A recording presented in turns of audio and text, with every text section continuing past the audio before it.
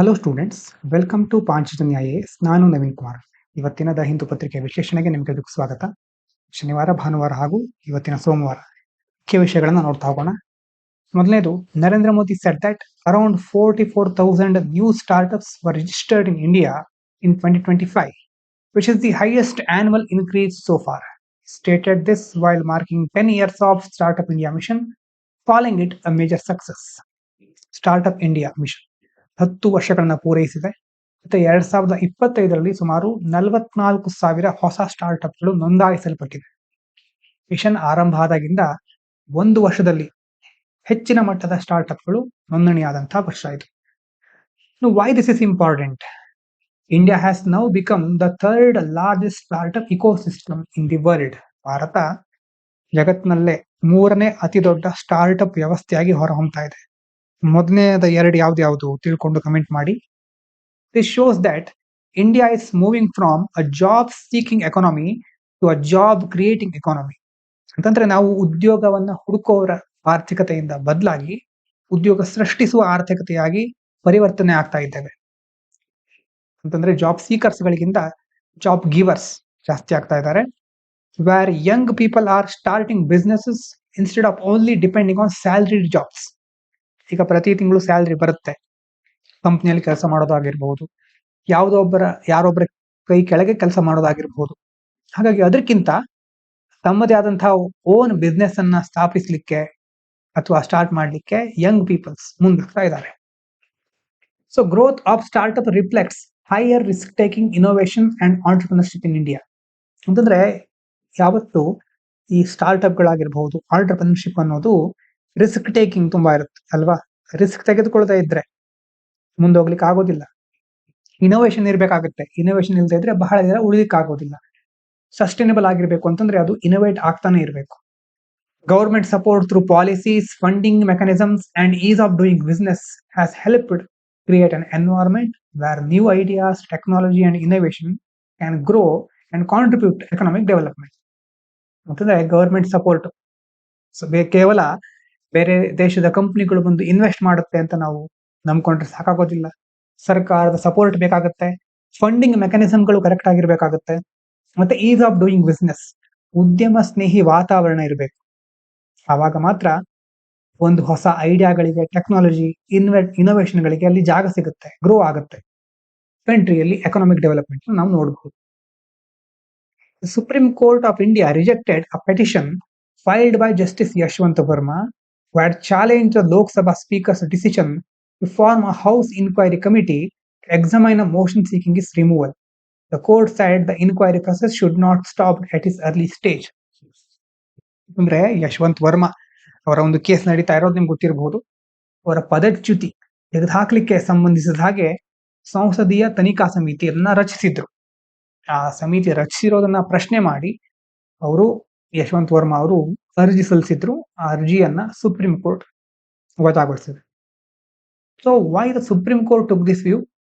ಏನ್ ಹೇಳ್ತಾ ಇದೆ ಸುಪ್ರೀಂ ಕೋರ್ಟ್ ಅಂತಂದ್ರೆ, court explain that constitutional protection given to judges cannot be use to block or delay the removal process itself. ನ್ಯಾಯಾಧೀಶರಿಗೆ ಸಾಂವಿಧಾನಿಕ ರಕ್ಷಣೆ ಇರುತ್ತೆ, ಆದ್ರೆ ಆ ರಕ್ಷಣೆಯನ್ನ ಅವರು ತಮ್ಮ ವಿರುದ್ಧ ಆಗ್ತಾ ಇರತಕ್ಕಂತ ತನಿಖೆಯನ್ನ ತಡೀಲಿಕ್ಕೆ ಅಥವಾ ಅದನ್ನ ಡಿಲೇ ಮಾಡ್ಲಿಕ್ಕೆ, ವಿಳಂಬಗೊಳಿಸ್ಲಿಕ್ಕೆ ಬಳಸಬಾರದು. If safeguards are interpreted too broadly, it would make it almost impossible for Parliament to act against judicial misconduct.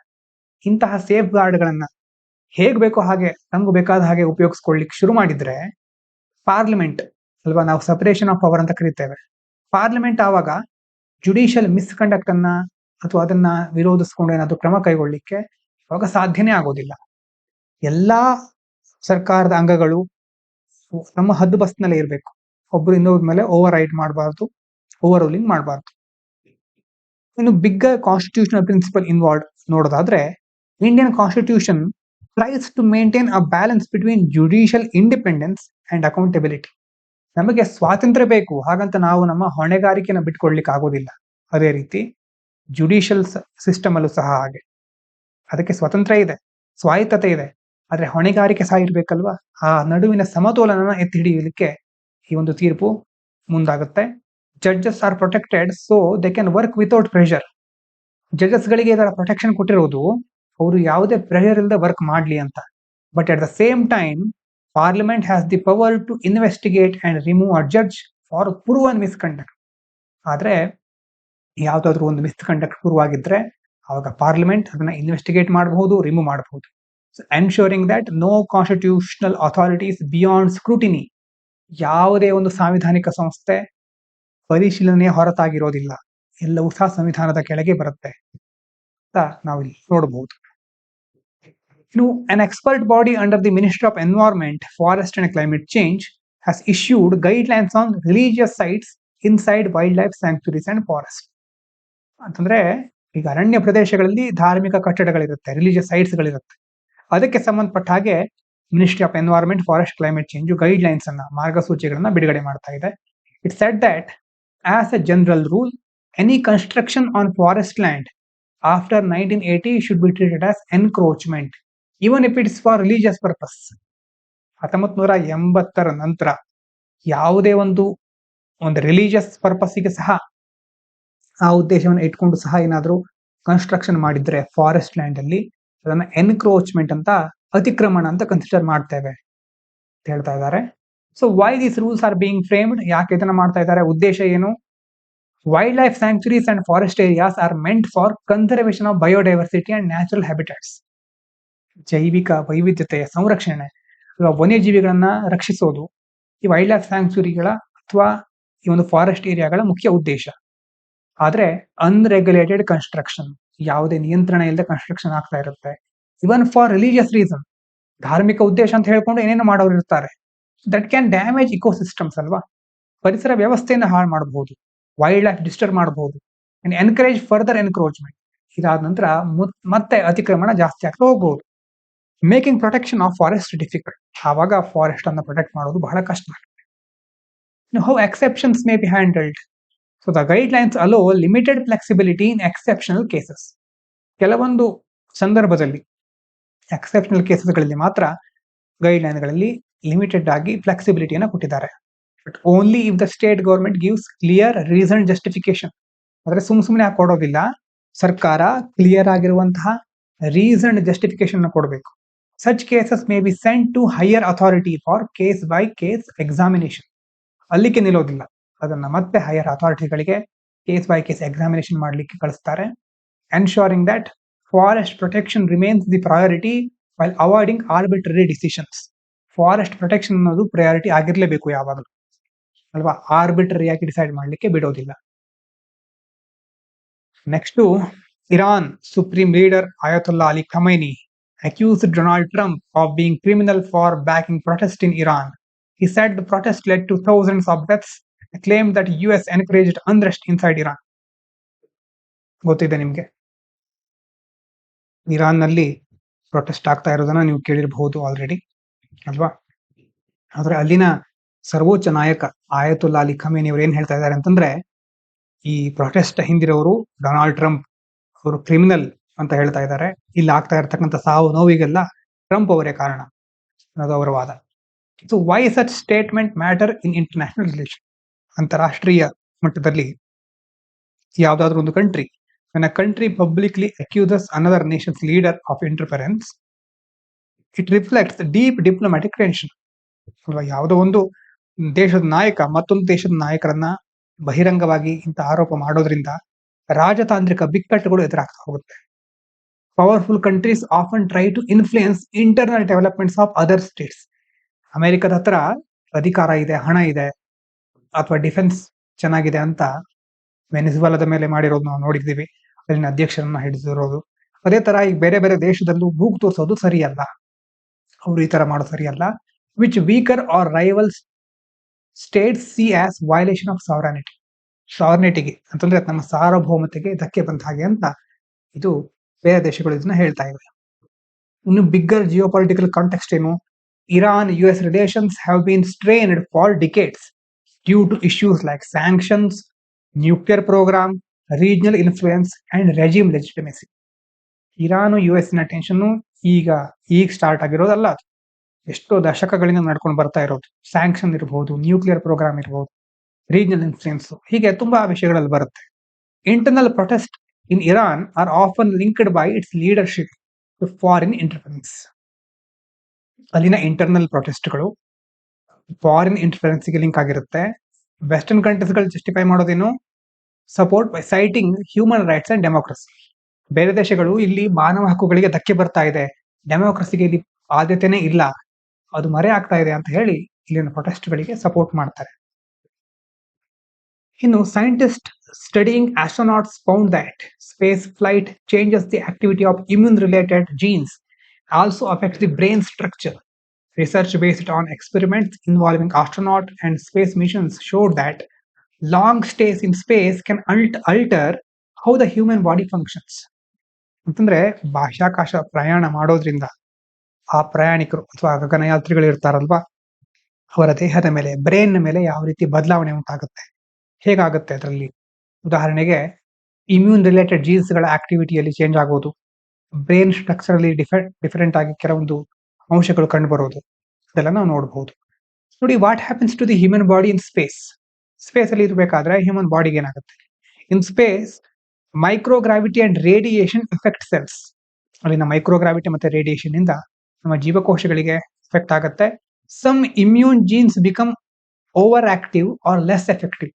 ಕೆಲವು ಇಮ್ಯುನಿಟಿಗೆ ಸಂಬಂಧಪಟ್ಟಂತ ಇಮ್ಯೂನ್ ಜೀನ್ಸ್ಗಳು ಒಂದು ಓವರ್ ಆಕ್ಟಿವ್ ಆಗುತ್ತೆ ಅಥವಾ ಎಫೆಕ್ಟಿವ್ ಆಗಿರೋದಿಲ್ಲ. Which can increase risk like infections, heart problems, all sleep disturbance. ಅಲ್ವಾ, ಒಂದು infection ಜಾಸ್ತಿ ಆಗೋದು, ಹಾರ್ಟ್ ಪ್ರಾಬ್ಲಮ್ಗಳಿಗೆ ಕಾರಣ ಆಗೋದು, ಸ್ಲೀಪ್ ಡಿಸ್ಟರ್ಬೆನ್ಸಸ್, ನಿದ್ದೆಯಲ್ಲಿ ಏರುಪೇರು ಆಗೋದು. This happens because cells behave differently when gravity is very weak. Gravity weak ಆಗಿದ್ದಾಗ ಸೆಲ್ಸ್ಗಳು ಡಿಫರೆಂಟ್ ಆಗಿ ಬಿಹೇವ್ ಮಾಡುತ್ತೆ. ಬ್ರೈನಿಗೆ ಏನಾಗುತ್ತೆ?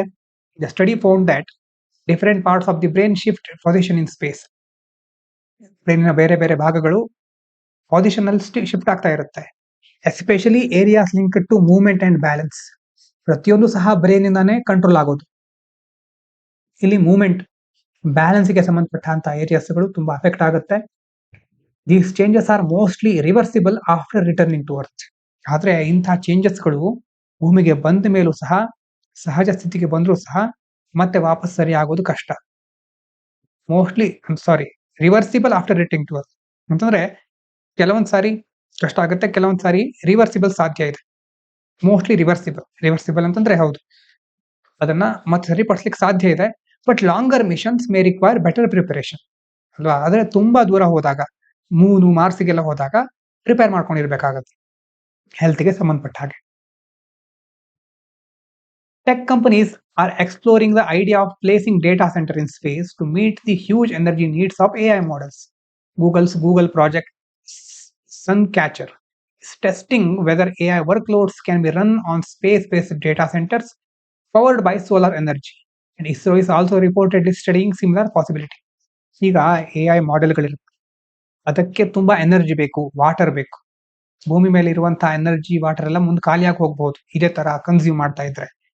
ಈಗ ಬೇರೆ ಬೇರೆ ಕಂಪನಿಗಳು ಸ್ಪೇಸ್ ಅಲ್ಲಿಂದ ಅಂತಂದ್ರೆ ಬಾಹ್ಯಾಕಾಶದಲ್ಲಿ ಸೋಲಾರ್ ಎನರ್ಜಿ ಇದೆ, ಅದರಿಂದ ಡೇಟಾ ಸೆಂಟರ್ಗಳನ್ನ ಚಲಾಯಿಸಬಹುದಾ ಅಂತ, ಅದನ್ನ ನಡೆಸಬಹುದಾ ಅಂತ ಪರೀಕ್ಷೆ ಮಾಡ್ತಾ ಇವೆ.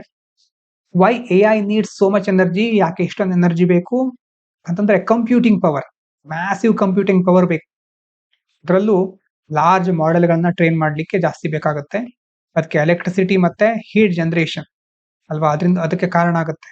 ಎಲೆಕ್ಟ್ರಿಸಿಟಿ ತುಂಬಾ ಕನ್ಸಂಪ್ಷನ್ ಆಗುತ್ತೆ, ಹೀಟ್ ತುಂಬಾ ಜನರೇಟ್ ಆಗುತ್ತೆ ಅರ್ತ್ ಬೇಸ್ಡ್ ಡೇಟಾ ಸೆಂಟರ್ಗಳಲ್ಲಿ. ಮತ್ತೆ ಕ್ರಿಯೇಟಿಂಗ್ ಪ್ರೆಷರ್ ಆನ್ ಪವರ್ ಗ್ರಿಡ್ಗಳಿಗೂ ಪ್ರೆಷರ್ ಜಾಸ್ತಿ. ಅದ್ರ ಜೊತೆ ವಾಟರ್ ರಿಸೋರ್ಸ್ಗಳು ಬೇಕು.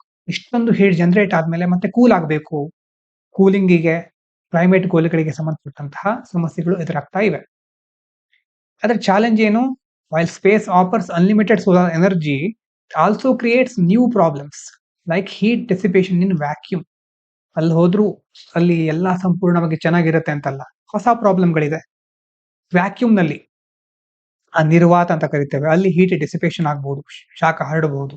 ಮತ್ತೆ ರೇಡಿಯೇಷನ್ ಡ್ಯಾಮೇಜ್, ಎಲೆಕ್ಟ್ರಾನಿಕ್ ಗಳಿಗೆ ರೇಡಿಯೇಷನ್ ಇಂದ ಡ್ಯಾಮೇಜ್ ಆಗಬಹುದು. ಮತ್ತೆ ಲಾಂಚಿಂಗ್ ಕಾಸ್ಟ್ ಜಾಸ್ತಿ ಇರುತ್ತೆ, ಮೇಂಟೆನೆನ್ಸ್ ಮಾಡೋದು difficult. So space based data centres may complement earth based ones in the future, but they are not an immediate or easy solution. ಹೌದು, ನಮ್ಗೆ ಇದು ಹೆಲ್ಪ್ ಮಾಡಬಹುದು ಶಾರ್ಟ್ ಟರ್ಮ್ ಅಲ್ಲಿ, ಕಂಪ್ಲೀಟ್ ಆಗಿ ಅದಕ್ಕೆ ನಾವು ಅಡಾಪ್ಟ್ ಆಗ್ಲಿಕ್ಕೆ ಆಗೋದಿಲ್ಲ, ಇಮಿಡಿಯೇಟ್ ಸೊಲ್ಯೂಷನ್ ಅಲ್ಲ.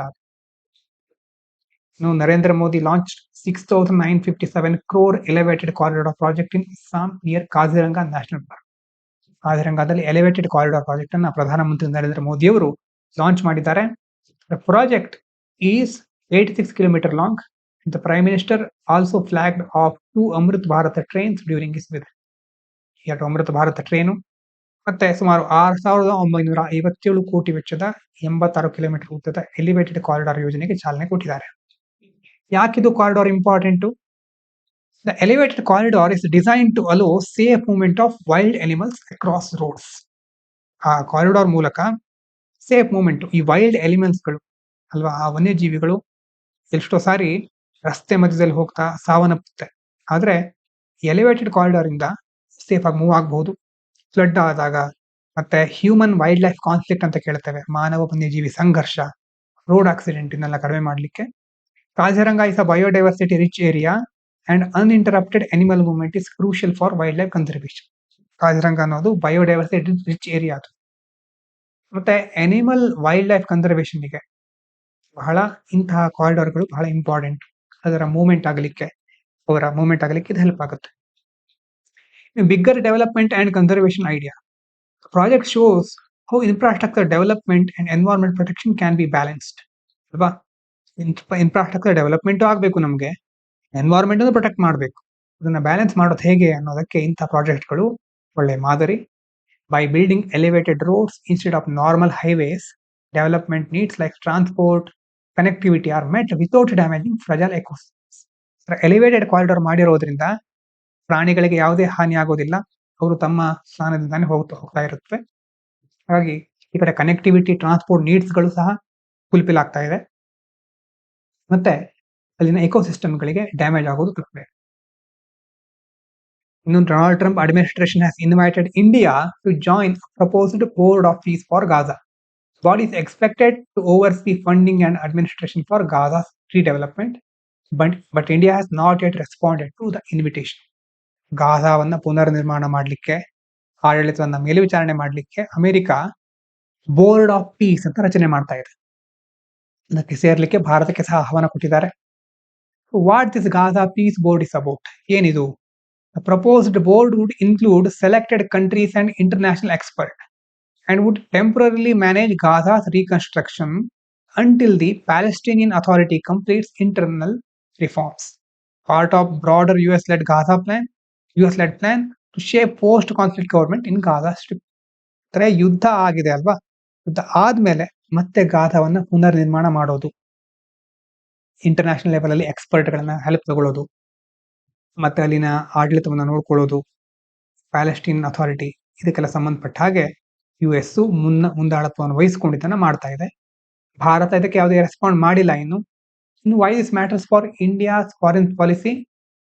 India traditionally supports 2 state solution in Palestinian rights. ಮೊದಲಿಂದ ಸಹ ನಾವು ದ್ವಿರಾಷ್ಟ್ರ ಪರಿಹಾರಕ್ಕೆ ನಾವು ಸಪೋರ್ಟ್ ಅನ್ನ ಕೊಡ್ತಾ ಇದ್ದೇವೆ. While also maintaining strong ties with Israel and the US and EU. ಅಂದ್ರೆ ನೋಡಿ ಏನಾಗ್ತಾ ಇದೆ, ಭಾರತ US ಜೊತೆ ಮತ್ತೆ ಇಸ್ರೇಲ್ ಜೊತೆ ಎರಡರ ಜೊತೆನೂ ಒಳ್ಳೆ ಸಂಬಂಧವನ್ನ ಮುಂದುವರ್ಸ್ಕೊಂಡು ಬರ್ತಾ ಇದೆ, ಸ್ಟ್ರಾಂಗ್ ಟೈ ಇದೆ. ಆದ್ರೆ ಈ ಕಡೆ 2 ಸ್ಟೇಟ್ ಸೊಲ್ಯೂಷನ್, ಪ್ಯಾಲೆಸ್ಟೈನ್, ಇಸ್ರೇಲ್, ಅದಕ್ಕೂ ಸಹ ನಾವು ಸಪೋರ್ಟ್ ಕೊಡ್ತಾ ಇದ್ದೇವೆ. Any decision on joining such a body involves balancing neutrality, sovereignty concerns, regional stability and India's independent foreign policy stance. ಹಾಗಾಗಿ ಈ ಮಂಡಳಿ ಸೇರೋದ್ರ ಕುರಿತಾಗಿ ಯಾವ ರೀತಿ ನಿರ್ಧಾರ ತೆಗೆದುಕೊಳ್ಬಹುದು, ಅದು ಯಾವ ತರ ತೆಗೆದುಕೊಂಡ್ರು ಮುಂದೆ ಅದು ನ್ಯೂಟ್ರಲಿಟಿಗೆ ಸಂಬಂಧಪಟ್ಟ ಹಾಗೆ, ನಮ್ಮ ಸಾವರ್ನಿಟಿ, ಅದರ ಕನ್ಸರ್ನ್, ರೀಜನಲ್ ಸ್ಟೆಬಿಲಿಟಿಗೆ ಸಂಬಂಧಪಟ್ಟಂತಹ ವಿಷಯ ಆಗಿ ಮುಂದೆ ಬೇರೆ ದೇಶಗಳು ಇದನ್ನ ಗಮನಿಸ್ತಾ ಇರುತ್ತವೆ. ಇನ್ನು European Union has warned Donald Trump against his threat to impose higher tariffs on European goods after he linked trade pressure to issue of Greenland. EU leaders said such threats could harm relation between these two sides.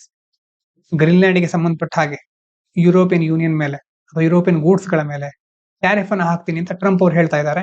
ಅದಕ್ಕೆ European union ತೀವ್ರ ಪ್ರತಿಕ್ರಿಯೆಯನ್ನು ವ್ಯಕ್ತಪಡಿಸ್ತಾ ಇದೆ. ಈಗ ನಡೀತಾ ಇದ್ರೆ, ಇದನ್ನೇ ನೀವು ಮುಂದುವರಿಸ್ತಾ ಇದ್ರೆ ಎರಡು ದೇಶಗಳ ನಡುವಿನ ಒಂದು ಸಂಬಂಧ ಸ್ವಲ್ಪ ಹಾಳಾಗ್ತಾ ಹೋಗ್ಬಹುದು. Why Greenland is sensitive? Greenland is an autonomous territory of Denmark. Greenland ಅನ್ನೋದು ಡೆನ್ಮಾರ್ಕಿನ ಒಂದು ಆಟೋನಮಸ್ ಟೆರಿಟರಿ ಅದು. ಸ್ವಾಯತ್ತ ಪ್ರದೇಶ. Issues related to it involve sovereignty and territorial integrity ಅಲ್ವಾ. ಆ ಇಶ್ಯೂಗೆ ಸಂಬಂಧಪಟ್ಟ ಹಾಗೆ ಸಾವರ್ನಿಟಿ ಇರಬೇಕು, ಟೆರಿಟೋರಿಯಲ್ ಇಂಟಿಗ್ರಿಟಿ ಇರಬೇಕು. EU has clearly stated its full support for Denmark and Greenland. Already EU ಏನ್ ಮಾಡ್ಬಿಟ್ಟಿದೆ, ಗ್ರೀನ್ಲ್ಯಾಂಡ್ ಡೆನ್ಮಾರ್ಕ್ಗೆ ಸಪೋರ್ಟ್ ಕೊಟ್ಟಾಗಿದೆ. Making it clear that economic pressure should not be use to influence territorial matters. ಆರ್ಥಿಕ ಒತ್ತಡವನ್ನ ತಂದು ಈ ಭೌಗೋಳಿಕ ಪ್ರದೇಶಗಳ ಅಥವಾ ಪ್ರಾದೇಶಿಕ ವಿಭಿನ್ನತೆಯನ್ನ ಅಥವಾ ಈ ತರ ಒಂದು ಸಿಚುವೇಶನ್ ಹಾಗೆ ಯೂಸ್ ಮಾಡ್ಕೋಬಾರದು ಅಂತ ಯುರೋಪಿಯನ್ ಯೂನಿಯನ್ ಹೇಳ್ತಾ ಇದೆ. ಇನ್ನು bigger trade and diplomacy issue. Tariffs R often used as political and economic tool in international relation, but they can damage global trade, raise prices and weaken long-term partnerships. Tariff ಅನ್ನ ಎಷ್ಟೋ ಸಾರಿ ಈ political ಮತ್ತೆ economic tool ಆಗಿ use ಮಾಡ್ಕೊಳ್ತಾ ಇದ್ದಾರೆ. ಮತ್ತೆ ಅದರಿಂದ trade ಇರಬಹುದು, ಪ್ರೈಸ್ ರೈಸ್ ಇರಬಹುದು, ಲಾಂಗ್ ಟರ್ಮ್ ಪಾರ್ಟ್ನರ್ಶಿಪ್ ಗಳಿಗೆ ಹಾನಿ ಆಗುತ್ತೆ. ಯುರೋಪಿಯನ್ ಯೂನಿಯನ್ ಮತ್ತೆ ಯುಎಸ್ ನ ರಿಲೇಶನ್ಶಿಪ್ ಬಹಳ ಇಂಪಾರ್ಟೆಂಟ್ ಗ್ಲೋಬಲ್ ಸ್ಟೆಬಿಲಿಟಿಗೆ. And trade dispute risk escalating into wider diplomatic tension. ಅಂತಹ ದೊಡ್ಡ ದೊಡ್ಡ ಸಂಸ್ಥೆಗಳು ಅಥವಾ ದೇಶಗಳ ನಡುವಿನ ಒಂದು ಡಿಸ್ಪ್ಯೂಟ್ಗಳಿಂದ ಬೇರೆ ದೇಶಗಳಿಗೂ ಹಾನಿ ಆಗ್ತಾ ಹೋಗುತ್ತೆ. ಇನ್ನು the Pentagon has kept about 1500 active duty soldiers on standby possible deployment to Minnesota after protest and rising tension in Minneapolis. Move follows statement by Donald Trump warning that federal government could step in if violence escalates. ಅಂದ್ರೆ Minnesota, ಮಿನಿಯಾಪೋಲಿಸ್ ಅಲ್ಲಿ ಮುಖ್ಯವಾಗಿ ಈ ಉದ್ವಿಗ್ನತೆ ಕಂಡು ಬರ್ತಾ ಇದೆ. ಅದಕ್ಕೋಸ್ಕರ pentagon ಸುಮಾರು 1500 ಸೈನಿಕರನ್ನ ಸನ್ನದ್ಧವಾಗಿ ready ಆಗಿರಿ ಅಂತ ಹೇಳ್ತಾ ಇದೆ. Why the US military may be used domestically in extreme situation of internal unrest. US president can deploy the military to help restore order if state authorities are unable to control violence. This is meant for exceptional circumstances, not routine law and order issues. ಅಲ್ವಾ, ಪರಿಸ್ಥಿತಿ ಕೈಮೀರಿ ಹೋದ್ರೆ ಅಮೆರಿಕದ ಅಧ್ಯಕ್ಷರು ಸೈನ್ಯವನ್ನ ದೇಶದ ಒಳಗಡೆ internal ಅನ್ರೆಸ್ಟ್ಗೆ ಬಳಸಬಹುದು. ಹಾಗಾಗಿ exception circumstances ನಲ್ಲಿ ಇದನ್ನ ಮಾಡ್ತಾ ಇರ್ತಾರೆ. ರೂಟೀನ್ ಆಗಿ ಲಾ ಅಂಡ್ ಆರ್ಡರ್ ಇಶ್ಯೂಗಳಲ್ಲಿ ಇದನ್ನ ನೋಡ್ಲಿಕ್ಕೆ ಆಗುದಿಲ್ಲ. ಇವಿಷ್ಟು ಇವತ್ತಿನ ಮುಖ್ಯವಾದ ವಿಚಾರಗಳು. ಎಲ್ಲರಿಗೂ ಧನ್ಯವಾದಗಳು. ಇದು ಪಾಂಚಜನ್ಯ IAS.